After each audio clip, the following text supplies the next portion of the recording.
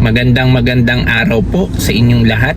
Strap, madaling tandaan, mahirap kalimutan. Sa vlog na to, inyong matututunan ang 5 etiquette sa gym.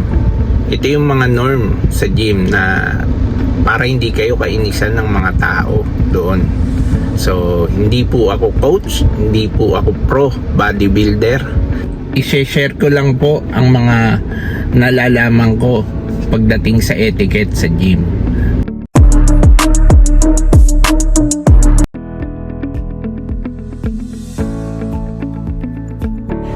Dahil tropical country ang Pilipinas, kinakailangan nating magsuot ng komportable.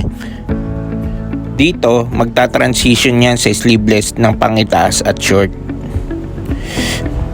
Magta-transition na naman yan sa slides to rubber shoes para maproteksyonan ng paa nyo from pollen debris. Understood naman to for hygienic purposes.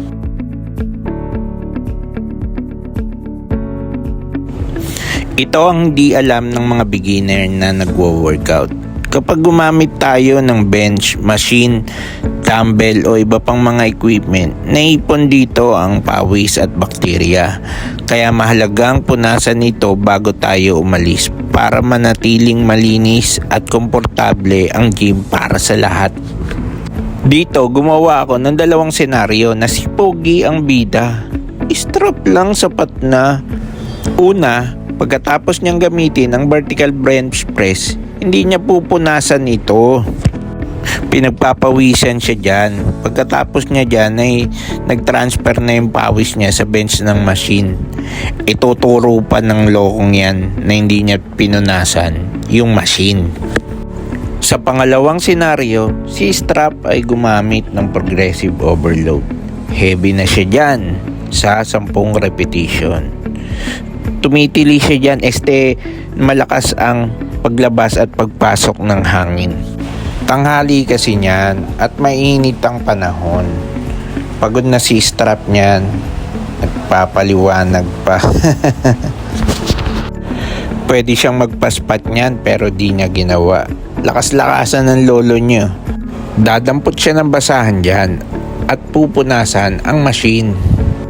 Para maging komportable yung susunod na gagamit ng machines.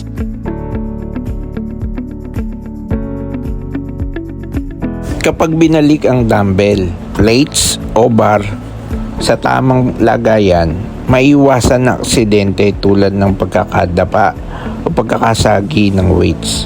Sayang ang weights, hindi na mahihirapan ang susunod na tao na maghahanap ng tamang timbang. Organize ang mga weights. Nagpakitang gilas na naman ang bida nating Pogi sa incline dumbbell bench press. Chest out, slightly na naka-arch ang likod. Pansinin niyo ang weights habang itinataas ni Strap. Di niya itinutuwid ng husto ang kanyang kamay. Good boy! Pero iniwan niya lang ang dumbbell sa lapag. Sa pangalawang pagkakataon, ito na naman ang bida nating Pogi. Isinampa ang 2 dumbbell sa hita niya. Ang purpose ni Strap dyan ay madali niyang maiangat ang dumbbell. Yung dumbbell ay facing each other. Wow, English! Kailangan kontrolado ang weights. Pataas at pababa. Spaghetti. Para kayong umaakap ng malaking puno dyan. Isang kahinaan kasi ni Strap ay ang upper chest niya. Kaya pinapump niya to sa chest workout. Pansinin niyo yung dumbbell kung saan ilalagay ni Poging Strap. Ituturo niya pa yung equipment.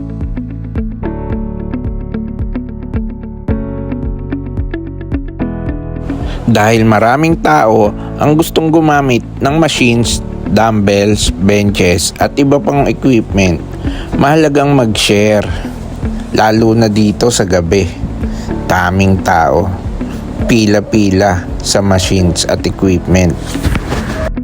Di porkit nagbayad kayo sa gym, ay angkinin nyo na yung machines at equipment.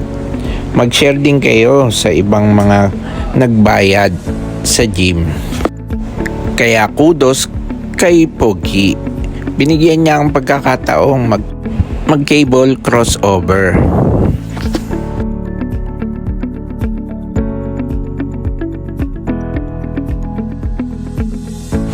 Di naman masamang gumamit ng cellphone.